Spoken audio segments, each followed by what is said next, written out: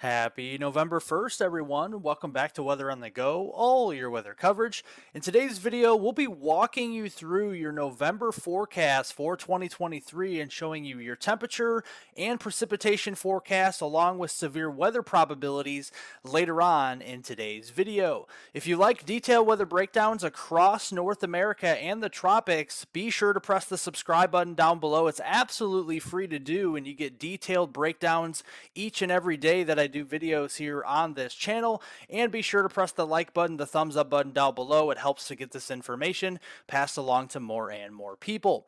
But looking here first at the climate update, and you can see here we are into an El Nino pattern as we have those warmer than normal sea surface temperature anomalies down here in the equatorial Pacific. And this usually signals El Nino conditions. Remember, those colder than normal anomalies, that is a La Nina. So we are firmly in an El Nino right now. And just looking at this here from the past few months, it really hasn't gone anywhere to, strengthen or really weaken anytime soon. It's been pretty steady all the way back through around late August to around that +1 to +1.5 range. And that's where we reside, is just below +1.5 at +1.440. So a pretty decent moderate El Nino is in range right now. And you do see going through the rest of November and really through the most of the winter months, we are likely, if not certainly, going to see El Nino conditions prevail. So not only for November, but continuing into December, January, February, and possibly even into March as we get into 2024. And with El Nino conditions, this is generally what you see with typical El Ninos: warmer than normal temperatures from the Aleutian Islands up here in Alaska, down through much of the Canadian provinces, and then down across the northern tier of the United States. The polar jet stream is shifted off a little bit further to the north and east and less active across the northern United States. We could have some colder periods from time to time, but generally speaking, El Nino conditions bring warmer than normal temperatures across those regions, and with a more inactive polar jet, that leads to drier conditions across the Ohio Valley, largely down into the Tennessee Valley, so not as much precipitation during El Nino years as well. But the difference is it's going to be cooler to the south and wetter as well, with a more persistent and extended Pacific jet stream, otherwise known as a subtropical jet, across the desert Southwest, the southern plains, and near the Gulf Coast. And that's where we start to have more nor'easters pulling up that moisture from the southeast up along the east coast during an El Nino pattern. So let's look ahead here at your temperature forecast from now through November 10th to show you what you can expect here. And the key is on the left-hand side of your screen over there. Right now, seeing some cooler than normal temperatures really centered across the Great Lakes region on up into New England here. We've seen some colder air for Halloween, and I hope everybody had a great Halloween out there. Lots of trick-or-treating out there. Very cold as well, with some snow showers around the Great Lakes. That cold air will continue as we go through the November 10th time frame. Here in the white, across mainly the central Great Plains, down near the Gulf Coast and parts of the southeast, we're likely talking just near normal temperatures there. And then the warmer than normal temperatures, especially well above normal and very warm out here into the southwestern United States, with that ridge persisting through portions of California and into the Four Corners region through the first 10 days of the month. Looking at the precipitation forecast now through November 10th, it's going to be more active across the Pacific Northwest. We've seen a lot of rain up there. We're going to continue to see a lot of rainfall and even some heavy mountain snow as well up across the northern Rockies. So that will continue with an active jet stream across the north, and that will bleed down into the Midwest, and then we'll have another active period setting up really centered across the Mid-Atlantic and the Northeast near the I-95 corridor through that November 10th timeframe. Not every day will rain, but definitely seeing a lot more rainy days than not across this region. And then, of course, underneath that, where the center of that ridge will be as it starts to shift a little further east through time as we get closer to November 10th, that will promote drier than normal precipitation areas here across the southern plains and in towards the deep south. So that's what we're seeing for the first 10 days. Now moving forward, November 10th through the 20th, so this is getting toward mid-November, getting closer toward that Thanksgiving time frame. We're going to push that cooler air off to the east, so it's still going to be slightly cooler across the Northeast, the Mid-Atlantic, and parts of the East Coast here. Near normal conditions from the central Great Lakes down through the Ohio and Tennessee River Valley and into the southeast, whereas that warmer air, you notice, it starts to move a little bit further off to the east. Remember, for the first 10 days of November, it's out across the Rockies and on westward, but now we're starting to see the warmer temperatures spreading towards the Mississippi Valley. That means we're going to be seeing more of those temperatures into the 50s and possibly, who knows, the 60s maybe toward the middle of November for some areas out here. But the most above normal will be in the red shaded colors. A couple areas here to note across the Four Corners region and the desert Southwest, likely seeing that. And then across the Pacific Northwest as well, as that ridge really flexes its muscles toward the middle of November. And with that happening, we're going to be seeing some transition periods with some precipitation. Now, there's a couple areas we're keeping an eye on, some active weather. The first is across the Pacific Northwest and the West Coast, much like we see for the first 10 days of the month.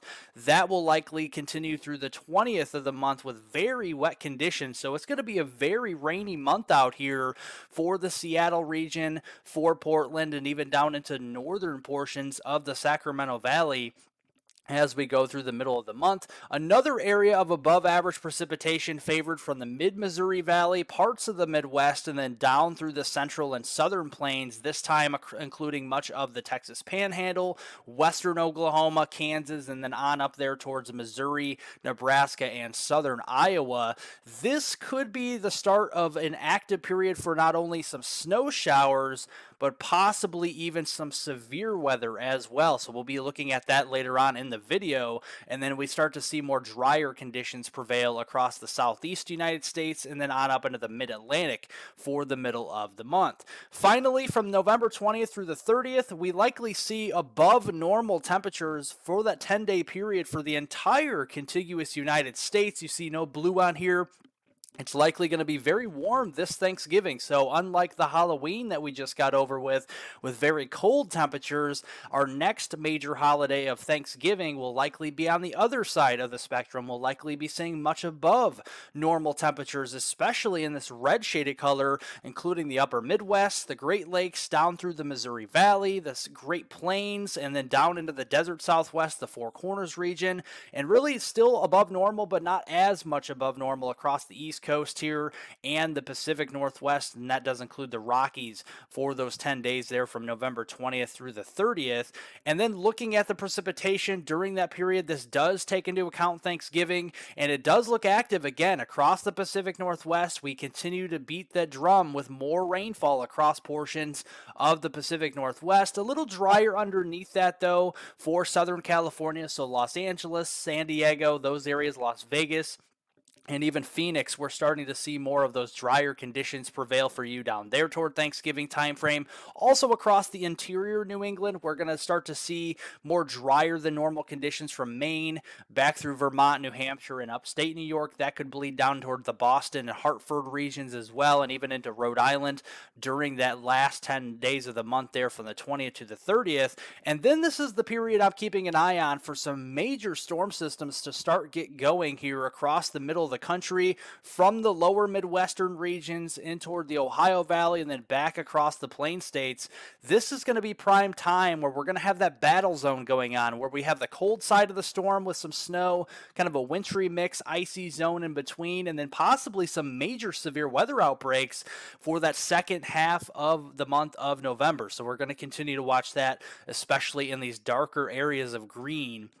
And just kind of looking at that, the storm setups, this is mainly from November 15th through November 30th. So this is the middle to late November period. And this is likely to be some of our storm setups. We have a stronger low pressure system that develops on the lee side of the Rockies. That either pushes out to the east or the northeast. Remember, the stronger the low pressure system, the more it'll have a tendency to lift northward. And that would lift a warm front further to the north, opening up the Gulf of Mexico with warm and moist and unstable air out ahead of a cold front that will then bring cool and drier and more stable air behind it. So we're going to have that battle zone going on in the middle of the country, and that could be a perfect recipe for a couple of major severe weather outbreaks. It's been pretty quiet so far this fall, but I think that will be changing here this month, especially towards the middle to late portion of the month of November.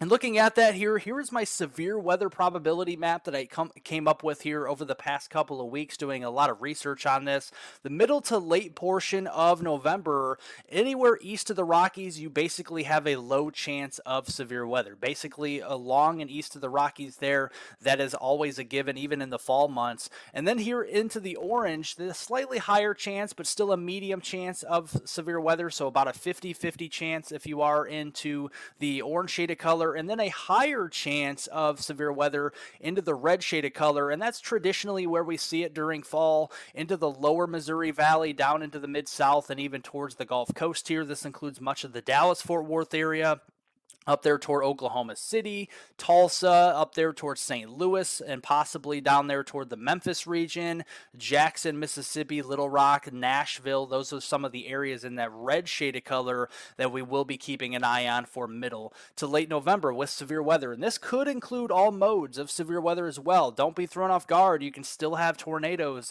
in the month of November, and we'll keep an eye on that as we head throughout the month. But overall, here's my official November forecast for 2023.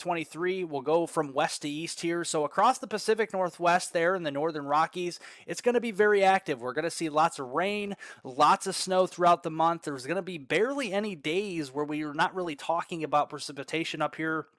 That's really how active it's going to be. At some point across this region, there's going to be precipitation in one of these states as we go through November. And then here into the desert southwest, parts of the Four Corners region there, and the western high plains, more mild and dry conditions. We will have precipitation from time to time, but overall, when you average out November, it's going to be pretty mild November and also pretty dry across those regions.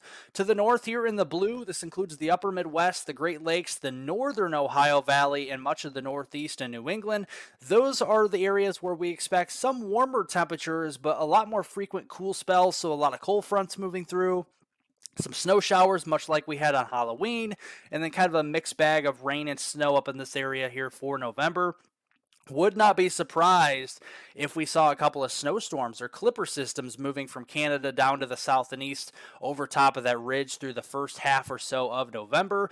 Then some big storms are likely into the middle of the country here, traditionally where we see it for that second severe weather season from the Missouri Valley down through the Central Plains, Southern Plains, and the Mid-South.